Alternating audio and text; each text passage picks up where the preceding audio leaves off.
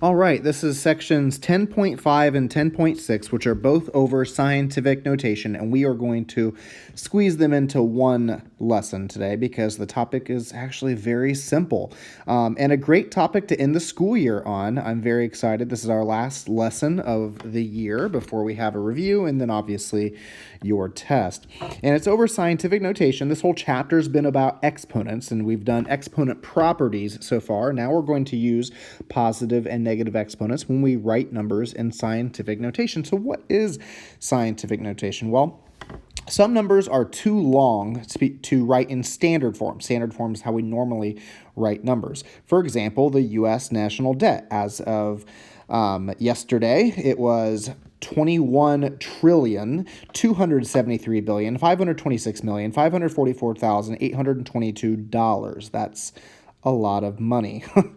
And then again, so I don't want to say numbers are too big because that's a really big number, but numbers can be really, really, really small. That's why I used the word long here, because they're just long. The average size of an atom is 0.0000003 centimeters across.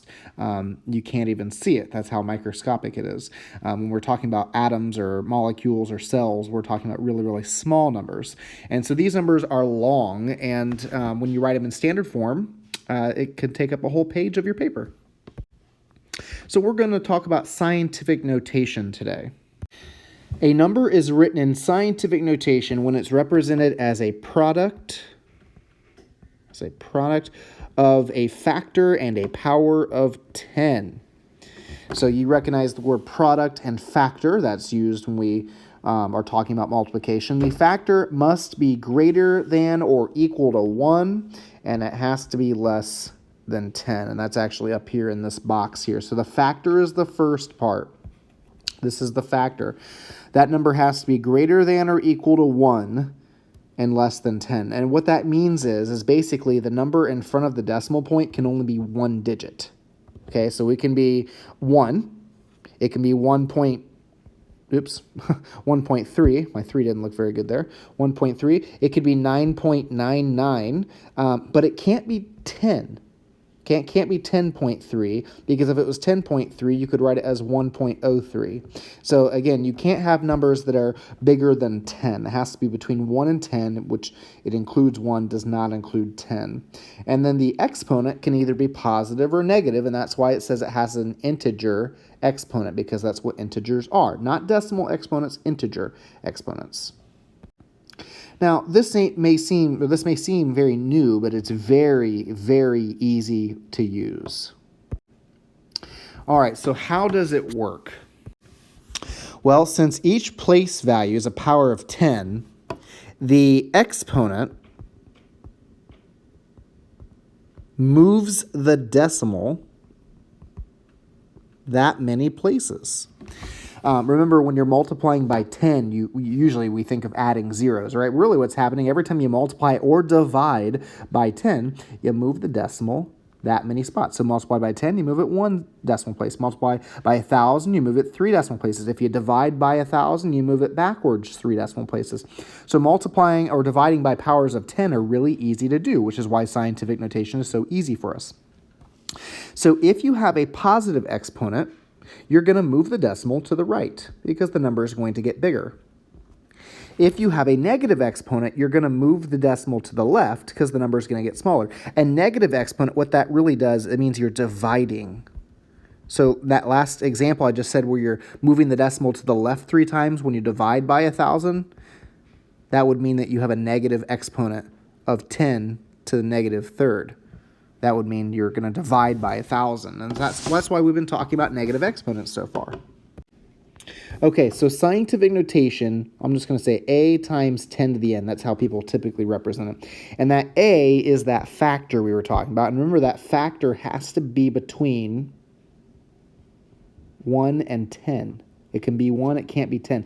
So what we're going to do first is just to make sure we have a grasp of what scientific notation looks like. We're going to determine whether the number here is written in scientific notation, and if not, we're going to rewrite it so that it is. So in example A, 0.9 times 10 to the 8th is not written in scientific notation. It's not. And the reason is because this number is less than 1. It can be 1, can't be less than 1. So what I'm going to do to make sure this is in scientific notation is I'm going to move the decimal 1 spot over and make this 9 times 10. And if I increase that decimal point, I've got to decrease the exponent since I already moved it 1 spot to the right. There's a down arrow. There, it looks bad. I don't think it's getting any better than that. So I'm going to say this is now 10 to the 7th. So that is in this is now in scientific notation. Now that it's between 0 or between 1 and 10. Sorry, between 1 and 10. And then example B, 5.9 is in scientific notation. Yes, it can have a negative exponent. 5.9 is between 1 and 10, so we're good. Example C, 7 times 10 to the 0. That is also in scientific notation. 7's between 1 and 10. In fact, 10 to the 0 is 1, so 7 times 10 to the 0 is the scientific notation form of just writing the number 7. So sometimes scientific notation can make it longer, but usually scientific notation makes the number shorter to write. And then example D, 10.2, we can't have 10.2 as our factor. That's bigger than 10. It can't even be 10. It's got to be smaller than 10. So how do we adjust this? Well, we're going to move the decimal backwards. Instead, we're going to say 1.02. 1.02 times 10. And then if I decrease that decimal, I've got to increase the exponent, which if you increase -4, it actually goes to -3 because I've already moved it 1 spot over to the left. So 1.02 times 10 to the -3rd. Now it's in scientific notation. It wasn't before. All right, so now one of our favorite things, the most popular things to do with scientific notation is to take a number that's in scientific notation and write it in standard form. Remember, standard form is how we typically write numbers. How do we do this? Well, the rules were already stated above. If you have a negative exponent, you move the decimal that many spots to the left. So I'm going to move this decimal 1, 2, 3, 4 spots to the left. That's going to give me a new number of point, fill in with zeros, right?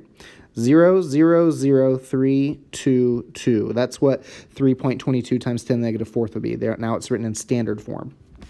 If you have a positive exponent, you're going to move the decimal to the right that many spots. So 1, 2, 3, 4, 5. Fill in a 0 there. So it's not, you don't add as many zeros as you see the exponent. Sometimes the decimal moving just moves it around this other number, like this 9 here. So I've only got to add 4 zeros. And then I like to add commas when I'm working with numbers this big so we can see that, oops, gosh, I can't even do it right. Let me try this again. There we go. So we see it's 790,000. Example C, we have another positive exponent. We're going to move the decimal. This time, the decimal there is at the end. If you don't see a decimal point, remember it's at the end of the number, and we're going to move it 1, 2, 3, 4, 5, 6, 7 spots to the right, and that's going to give us, I'm going to rewrite that so it looks better. Make sure you rewrite these when you're working on your paper so that they look like actual numbers and not just the work that I was doing there. But that's 60 million. And then example D, we're going to move it 2 spots to the left. 1, 2. That's going to be 0, 1. The first move gets us around the 1. The second spot moving to the left gives us that extra 0 there. So 0.01285 is that number in standard form. All right, let's look at a science example here. It says an object with a lesser density than water will float. An object with a greater density than water will sink. So we're looking at the object's buoyancy. Use each given density in kilograms per cubic meter to explain what happens when you place a brick in an apple in water, which you might already know this. So we've got the density of water as 1.0 times 10 to the 3rd, which is actually the number 1,000. Okay. Well, we don't actually have to convert these into standard form to see. Actually, numbers that are in scientific notation are very easy to compare. You can see this brick has the same exponent as as water. And so 1.84, since that's bigger than 1, this has a greater density. And objects that have a greater density are going to sink, as you probably suspected. And then this apple, you look at the 6.41, you're like, whoa, that's way bigger. But it's only 10 to the 2nd power. So it's only 641 compared to the 1,000 that water is. And so you want to look at the exponent first before you look at that factor. Because the exponent is a 2, you automatically know, since, again, scientific notation, these numbers can't be bigger than 10, you automatically know that apple would have a smaller density or a lesser density. And so the apple's going to float. A dog has 100 female fleas. That's not good. How much blood do the fleas consume per day? When a female flea consumes about 1.4 times 10 to the negative fifth liters of blood per day. And this dog has 100 of them. And I'm actually going to write 100. There's a way better way we could write this. We could write it as 10 to the second power. So now I'm going to combine what I did last section, or my exponent properties. This would be 1.4 times, and then because I'm multiplying these powers of 10, I'm going to add the exponents, and negative 5 plus 2 gives me negative 3. So times 10, it's negative 3. So that's how much blood, liters of blood, these ticks would consume. Now, it looks like the number got smaller because the exponent went from negative 5 to negative 3. It actually got bigger because negative 3 is a bigger number than negative 5 is. So 100 fleas are going to consume 100 times as much blood as what one flea would. Now, this next example, you're going to see some homework problems like this one. If you have a graphing calculator, instead of, you might not even have a graphing calculator. You might have a scientific calculator that writes large numbers like this. This E means that that's the exponent, okay? And specifically, that's the exponent of the 10 that they didn't write.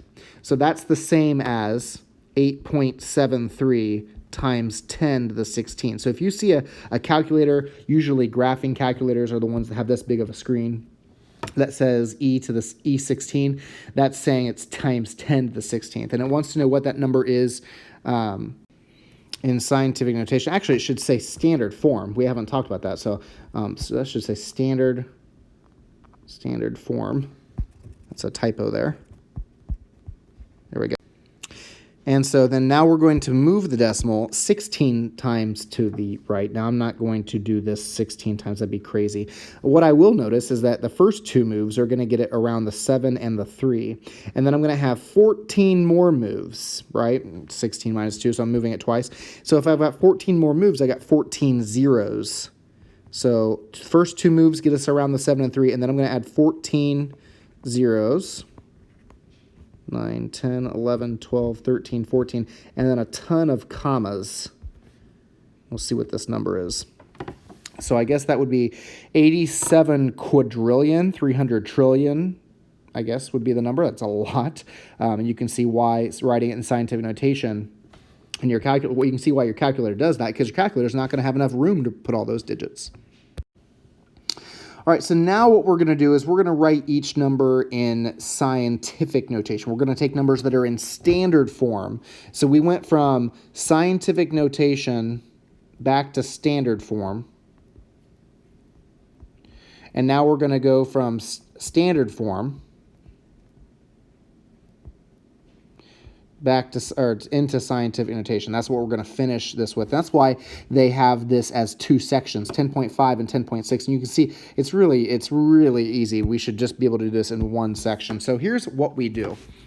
I'm going to look at the non-zero digits, right? I'm going to look at the non-zero digits, ignore the zeros. I see 165, and I know that number has to be between 1 and 10. So I'm going to call it 1.65. So I know the decimal has to go right there. And then I'm going to count 1, 2, 3, 4, 5, 6, 7, 8, 9. How many spots did it take me to get back to the original decimal? It took me 9, and I moved to the right when I did that, so times 10 to the 9th. It's that simple.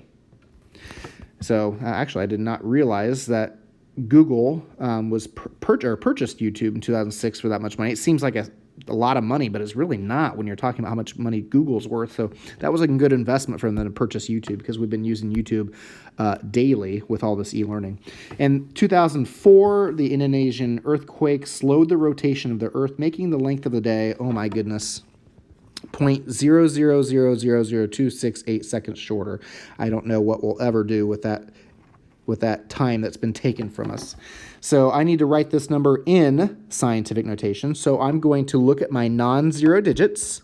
which are these three right here. I'm going to put my decimal point right after the 2, so that number is between 1 and 10. And then I'm going to count how many times it takes me to get my decimal back to its original location. 1, 2, 3, 4, 5, 6. I moved to the left, so I'm going to put the -6 down. Remember, small numbers have negative exponents, and large numbers, like the one up here, have large positive exponents. So negative exponents for small numbers, positive exponents for large numbers. If you move to the left, it's small, negative exponent. If you move to the right, it's large, put a positive exponent. Okay, so here's those instructions again in case you missed it. To write numbers in scientific notation, place the decimal after the first non-zero digit. You heard me say non-zero before. And then count the number of times you have to move the decimal back to its original location. If you moved it to the right, make sure you use a positive exponent because that's a big number. And if you moved it to the left, that's because it was a small number, small decimal. Make sure you use a negative exponent. And then his little study tip says, when you write a number greater than or equal to 1 and less than 10 in scientific notation, use 0 as the exponent because, well, you didn't move the decimal at all. So if I said write 6 as a number in scientific notation, you put the decimal right there where it already was. So how many times did you move it? You didn't move it at all. So times 10 to the 0. That's what it's saying. If you have a number that's between 1 and 10, that you can still write it in scientific notation like that.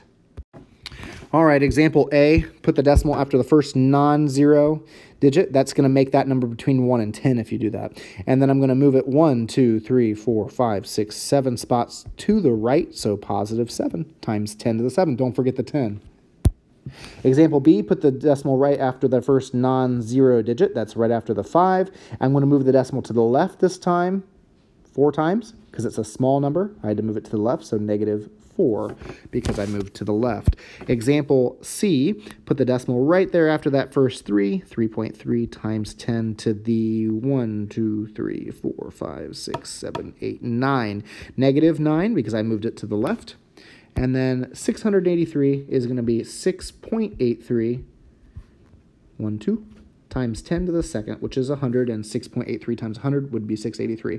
So when you've got your answer like that, you are done. It's in scientific notation now. An album receives the Diamond Award when it sells 10 million copies. An album has sold 8,780,000 copies. How many more copies does it need to sell to receive the Diamond Award? Write your answer in scientific notation. So since we've got both these numbers in standard form, I guess we could go ahead and subtract 10 million minus 8,780,000. And that's going to give us 1,220,000 more copies that we need to sell to hit diamond status. Wants us to write this number in scientific notation. So we put the decimal after the first non-zero digit. That's going to be right there, 1.22. And then I have to move the decimal 1, 2, 3, 4, 5, 6 times.